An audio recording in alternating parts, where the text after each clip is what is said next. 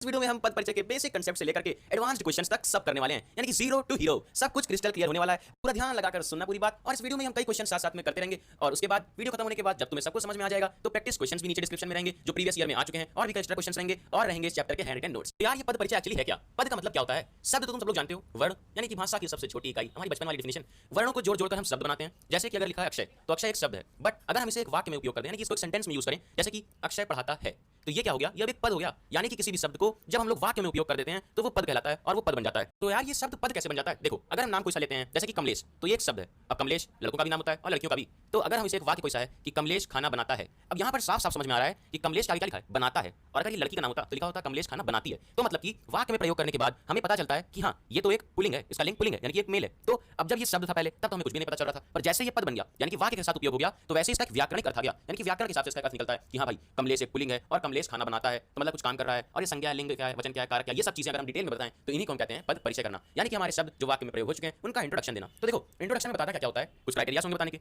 5 main चीजें हैं। पहले तो सबसे पहले जो शब्द है उसका भेद, यानी कि जैसे कि अगर मान लो संज्ञा है तो उसका वो जातिवाचक है, व्यक्तिवाचक है या भाववाचक है, उसका भेद। फिर उसका लिंग, वचन, कारक और क्रिया, और एक और चीज होती है अन्य शब्दों के साथ उसका संबंध। ये सब चीजें हम अच्छे से डिटेल में समझेंगे, पर सबसे पहला क्राइटेरिया अगर तुम फोकस करो वो है भेद। अब जब तुम कुछ पहचान नहीं पाओगे कि ये संज्ञा है, सर्वनाम है, विशेषण है, जब तक तुम उसे पहचान नहीं पाओगे तब तक तुम उसका भेद कैसे बताओगे? तो हम लोग बेसिक शुरू कर रहे हैं यार। सबसे पहले हम लोग देखेंगे कि कैसे हम किसी वाक्य में प्रयुक्त शब्द को या पद को पहचान सकते हैं कि वो एक संज्ञा है, सर्वनाम है, विशेषण है क्या? हम लोग सब समझेंगे बारी बारी। संज्ञा, सर्वनाम, विशेषण, क्रिया, क्रिया विशेषण, अव्यय, सब कुछ समझेंगे। संज्ञा से शुरू करते हैं। संज्ञा मतलब नाउन, किसी भी चीज का नाम होना चाहिए, यानी कि कोई भी व्यक्ति, वस्तु, स्थान, भाव, किसी भी चीज का नाम हो तो वहां जो नाम है वही संज्ञा है, यानी कि नाउन है। तो अब देखो इसके पार्ट्स कौन कौन से होते हैं? जातिवाचक, व्यक्तिवाचक, भाववाचक, 3 पार्ट्स। अब इस जातिवाचक के 2 और पार्ट्स हैं, भाववाचक, सॉरी द्रव्यवाचक एंड समूहवाचक। सबको पहचानने का एक तरीका होता है व्यक्तिवाचक। व्यक्तिवाचक में किसी हम स्पेसिफिक व्यक्ति की बात कर रहे होते हैं, यानी कि बस हम उसी व्यक्ति की बात कर रहे हैं, किसी और की नहीं। तो मतलब कि जब हम स्पेसिफाई कर दें, क्लियर कर दें कि किस व्यक्ति की बात हो रही है, किस व्यक्ति का नाम है, तो वहां पर व्यक्तिवाचक। जब हम कोई एक स्पेसिफिक नाम ले लें, जैसे गौरव पढ़ता है, तो गौरव यहाँ पर क्या है? गौरव एक स्पेसिफिक बच्चे का नाम है। अब वो ऐसा नहीं बोल रहे हैं कि वो लड़का पढ़ता है। अगर लड़का बोलते तो समझ में आता कि यार वो लड़का पढ़ता है, वो कोई लड़का हो सकता है, बट अब हम गौरव एक स्पेसिफिक लड़के की बात हो रही है। उसी तरीके कुछ फेमस पर्सन के भी नाम है जो फेमस है, जैसे कि ताजमहल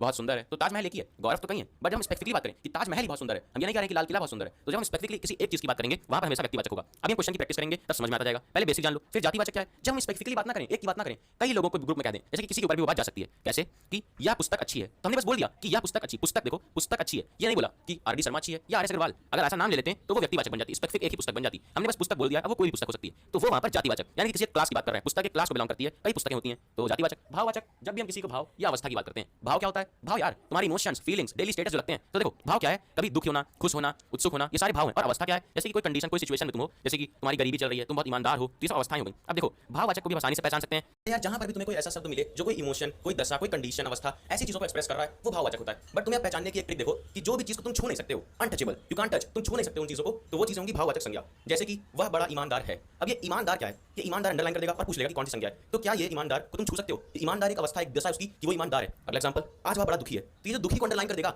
अब तुम क्या इस दुखी को छू सकते हो? दुखी उसकी दशा, अवस्था है, भाव है, तो ये थी भाववाचक संज्ञा। संज्ञा अगर तुम्हें नहीं समझ में आया तो सर्वनाम के बाद एक और एग्जांपल हम अच्छा लेंगे। देखो सर्वनाम पहले जान लो कि सर्वनाम वो शब्द होते हैं जो संज्ञा की जगह पर उपयोग हम लोग करते हैं कि बार बार वाक्य में एक ही पद का उपयोग ना करना पड़े। जैसे कि गौरव अच्छा लड़का है, गौरव के पास 10 पेन है, गौरव के पास 20 जूते हैं। बार बार गौरव नहीं लगाएंगे हम लोग, एक बार बोल देंगे गौरव अच्छा लड़का है, उसके बाद बोलेंगे उसके पास, फिर ऐसे करके उसके पास, ऐसे करके, तो उसके यहाँ पर क्या बन जाएगा? सर्वनाम। यानी कि संज्ञा की जगह पर जो हम लोग शब्दों का उपयोग करेंगे वो सर्वनाम हो जाएगा। इसके यार 6 पार्ट हैं, 6 पार्ट याद हो जाएंगे यार। देखो पुरुषवाचक, निश्चयवाचक, अनिश्चयवाचक, संबंधवाचक, प्रश्नवाचक एंड निजवाचक, ये 6 हैं। अब इन 6 की 6 को कैसे पहचानेंगे? देखो पहले एक एग्जांपल लेते हैं। मैं तुम्हें पढ़ा रहा हूं और वो खेल रहे हैं, तो मैं तुम्हें पढ़ा रहा हूं यार, मैं तुम्हें पढ़ा रहा हूं और वो खेल रहे हैं। अब यहाँ पर देखो मैंने बताया जो सबसे पहला हमारा वो है पुरुषवाचक सर्वनाम। और पुरुषवाचक सर्वनाम वो होता है जब भी हम किसी व्यक्ति की जगह पर कोई एक शब्द यूज करते हैं। जैसे कोई व्यक्ति अगर बोलता कि मैं यानी कि अक्षय, अक्षय तुम्हें, यानी कि तुम्हारा नाम है, मान लो तुम्हारा नाम मिसबा है, तो अक्षय मिसबा को पढ़ा रहा है, तो वहाँ पर नाम हो गया। बट यहाँ पर हमने कुछ शब्द उसके जगह पर यूज करे हैं संज्ञा से हटकर, वो तो संज्ञा होता, संज्ञा से हटकर वो हमारे सर्वनाम है। कौन सा सर्वनाम? जब किसी व्यक्ति की जगह पर यूज करेंगे तो पुरुषवाचक सर्वनाम। तो अब पुरुषवाचक के भी 3 टाइप हैं। पहला उत्तम पुरुषवाचक सर्वनाम, दूसरा मध्यम, तीसरा अन्य। उत्तम वो होता है जो वाक्य में वर्ता होता है, यानी कि वाक्य में जो बोल रहा होता है। जैसे कि मैं बोल रहा हूं समय, जैसे कि मैं एक वाक्य पढ़ रहा हूं, ये वाक्य कि मैं तुम्हें पढ़ा रहा हूं और वो खेल रहे हैं, तो मैं तुमसे बोल रहा हूं ना कि मैं तुम्हें पढ़ा रहा हूं, तो यहाँ पर मैं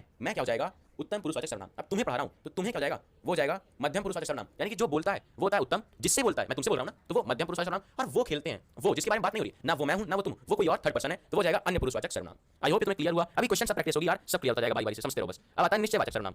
एक और एग्जांपल लेते हैं। वो आ गया, अब वो आ गया। निश्चयवाचक सर्वनाम हम ऐसे संज्ञा की जगह पर इस्तेमाल करते हैं जिसके बारे में हमें परफेक्टली एक्जैक्टली पता होता है कि हाँ ये वही है। हमने बोला वो आ गया, तो यहाँ पर वो क्या है हमें पता है ना कि वो कौन है, तभी तो बोल रहे हैं वो आ गया। वरना क्या बोलते? कोई आया है, तो वो आ गया, इसलिए निश्चयवाचक सर्वनाम है। और अगर यहीं पर होता कि कोई आया यार हमें पता नहीं है, तो ये अनिश्चयवाचक, यानी कि ये इनडिफिनाइट है, हमें पता नहीं है, हमें एक्जैक्टली पता नहीं कि वो कौन है। तो निश्चय और अनिश्चय तुम समझ गए हो। आता है नेक्स्ट टाइप संबंधवाचक सर्वनाम। संबंधवाचक क्या है? संबंध शब्द सही मालूम पड़ रहा है। अब यहाँ पर संबंध शब्द मैंने बोला कि संबंधवाचक, ये किसी वाक्य में प्रयोग नहीं है, तो संबंध एक शब्द है। तो संबंध से बता रहा है रिलेशन। जब भी कोई सर्वनाम का हम यूज करते हैं किसी भी पदों के बीच में, यानी कि जब वो वाक्य में प्रयोग हो जाए तो पदों के बीच में रिलेशन को बताने के लिए, तो वो होता है संबंधवाचक सर्वनाम। जैसे कि देखो, कौन है जो मुझसे मिलना चाहता है, ये एक वाक्य है, इसमें कई सारे पद हैं। अब ऐसा पद जो दो तीन पदों के बीच में या किसी दो पदों के बीच में कुछ रिलेशन स्टैब्लिश करे, कुछ संबंध निकाले, यहाँ पर वो शब्द है, बताओ कौन सा? कौन है। इसमें तो कोई सा नहीं, जो मुझसे मिलना चाहता है, इसमें देखो जो। अब कौन है जो मुझसे मिलना चाहता है, हम बोलेंगे सिर्फ कौन है, तो कोई वाक्य समझ नहीं आएगा ज्यादा। फिर मुझसे मिलना चाहता है, ये भी समझ नहीं आएगा।